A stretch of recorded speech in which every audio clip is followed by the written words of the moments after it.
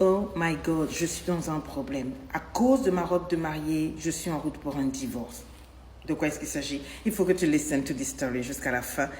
Ça va être intéressant. Donc, j'ai 22 ans et je sors avec mon ami depuis près de 3 ans.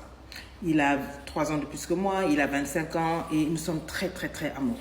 Tellement amoureux qu'on a parlé mariage. Et donc, on a fait tout ce qu'il y avait pour les préparatifs, le gâteau, tout.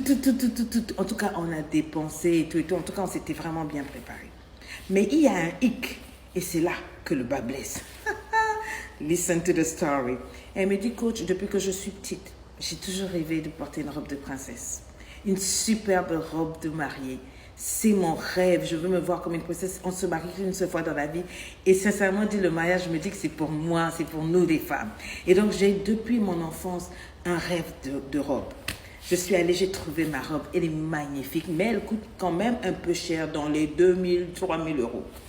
Quand je suis revenue et que j'en ai parlé avec mon homme, il s'est arrêté, il a dit, pas question. Il est hors de question que tu ailles dépenser ce genre de montant pour une robe que tu ne vas porter qu'une seule fois. Est-ce que tu t'entends faire tes choses? Est-ce que tu t'entends parler? Il y a plus important après le mariage. Et puis ça là, en tout cas, je ne suis pas d'accord. Elle a dit, hold on. Attends, peut-être qu'on ne s'est pas compris. C'est de ma robe de mariée dont il s'agit, c'est ma robe de rêve. Et le pire, ce n'est même pas toi qui vas la payer, c'est moi qui vais payer. Je vais payer avec mon argent. Je me suis préparée depuis des années pour l'homme de ma vie et pour mon mariage. Alors, je ne comprends pas où est le problème. Le monsieur a dit, pas question. Déjà, tu as dépensé beaucoup d'argent pour ta maquilleuse et ceci, cela. Et c'est parti dans d'autres choses. Bref. Je pensais qu'on s'était réglé, j'ai dit que moi, c'est ma robe et c'est moi qui paye. Ça ne te dérange pas. Toi, continue de t'occuper des autres chapitres. On en arrête là. Ok. Mais bizarrement, comme on vit ensemble, le lendemain, je me suis réveillée. J'étais toute sur un nuage. Je suis allée ouvrir mon placard et bim, la robe avait disparu. Et quand j'ai cherché, j'ai paniqué. Il m'a dit, ah non, il n'y a pas de souci. Comme il y avait l'étiquette, j'ai retourné la robe. Je me suis fait rembourser ce montant-là. Je veux que tu ailles louer une robe puisque c'est juste pour une question d'heure. Tu vas louer les robes et puis tu vas remettre là-bas. Je suis tombée sur le dos, je n'en revenais pas. J'ai dit, mais de quel droit?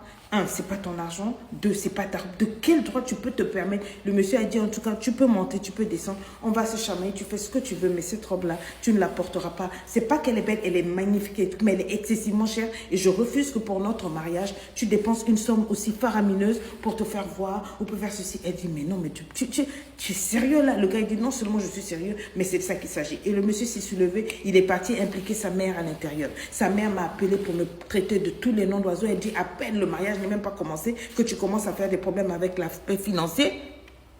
J'étais choquée, bloquée. I'm like, ma belle-mère s'est permise de me dire que non, je suis immature, je suis une gamine, je suis donc une femme légère, une femme, comment on appelle, qui bling bling, qui ne pèse pas lourd dans les valeurs, je ne réfléchis pas. Elle est partie dans très loin et je me suis arrêtée, j'ai dit à mon homme, tu permets à ta mère de me parler comme ça? Il me dit oui, parce que tu n'es pas sage, il faut bien que quelqu'un te mette du plomb dans les oreilles. En tout cas, ça s'est passé mal.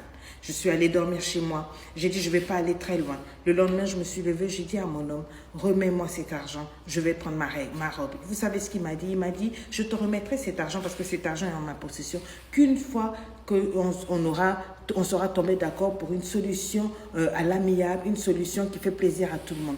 Mais je vous garantis qu'il n'y a pas de solution qui puisse me faire plaisir. Je veux ma robe, je veux mon argent. Parce qu'en plus, il garde mon argent, c'est mon argent. Est-ce que vous comprenez? Je me suis dit que s'il réagit comme ça, mais on n'est pas encore marié, mais comment est-ce qu'il va se comporter dans le foyer? Donc il passera derrière moi pour annuler les choses, il ne me respectera pas, et en plus mon argent sera son argent, il se permettra. Est-ce que vous comprenez un peu ce que ça crée comme malaise dans mon esprit? Je ne suis pas sûre de connaître cet homme-là. Je ne suis pas sûre de vouloir épouser quelqu'un qui ne me laisse pas libre de faire ce que je veux avec mon argent. Là, c'est quand on n'est pas encore marié, qui commence à se donner des airs, à se permettre. Mais alors, qu'est-ce que vous en pensez? I'm like, c'est assez sérieux. Qu'est-ce que vous en pensez? Moi, j'ai ma petite idée et sincèrement, je me dis que là, déjà, on a un problème. Mais ça peut ne pas être un problème. C'est son mariage. Le mariage, en général, c'est pour les girls. C'est pour les femmes. Les hommes le font pour nous faire plaisir, pour nous honorer. On nous laisse faire un peu. Mais je dis toujours aux jeunes filles aussi, n'investissez pas tous vos savings, tout votre argent dans la fête. Parce que le mariage, c'est pas la fête. Le vrai mariage, c'est après la fête. Après la fête, d'abord, il y a les factures qui vont arriver. Mais après la fête, il y a les loyers. Il y a il y a les frais de vie, il y a les voyages, il y a les investissements, il y a les économies. Est-ce que vous allez acheter directement et tout? Quand vous mettez tout l'argent dans la fête, vous démontrez là que bon, à moins que vous ayez mis de l'argent en économie pour la vie, d'après, pas de souci. Mais si vous mettez tout votre argent dans la fête, c'est que vous n'êtes pas très sage. C'est que vous n'avez pas compris. Mais je peux comprendre aussi que quelqu'un qui a grandi en ayant son rêve, voilà, c'est son jour. C'est pas tous les jours qu'elle va acheter des robes de ce montant-là. C'est pas tous les jours qu'elle sera mise en avant. Donc, je pense qu'on devrait s'asseoir et faire un compromis, discuter. Ce n'est qu'une robe de mariée. Est-ce qu'on va divorcer avant même le mariage? Est-ce qu'on va se séparer pour une question de robe de mariée? Je me dis que non, soit il y a anguille sous roche, ou soit il y a vraiment un problème de personnalité. Le monsieur a révélé qui il est, et la femme aussi. Qu'est-ce que vous en pensez? J'aimerais bien vous lire en dessous. Sinon, je vous donne rendez-vous à LEI. Vous savez qu'au mois de septembre, eh ben, on a dit bon, on a dit bing. Rendez-vous là-bas.